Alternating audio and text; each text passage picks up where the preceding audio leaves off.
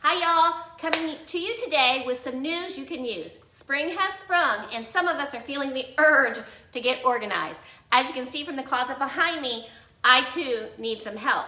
Let's talk about the 6 home organizing mistakes people make and how to avoid them. Number 1, trying to organize your entire home in one weekend.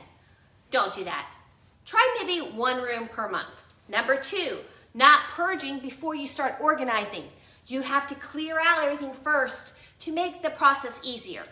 Number 3, not dropping off donations. Do it before you change your mind. Number 4, buying your storage bins first. Saving this to last will help you pick out the right items that you need. Number 5, keeping things just in case. No, the rule of thumb is if you haven't used it in a year, get rid of it. And number 6, thinking you have more space. If you had more space, you'd be better organized. That doesn't mean it. Sometimes more space leads to more clutter. Now get to work. Till next time, bye y'all.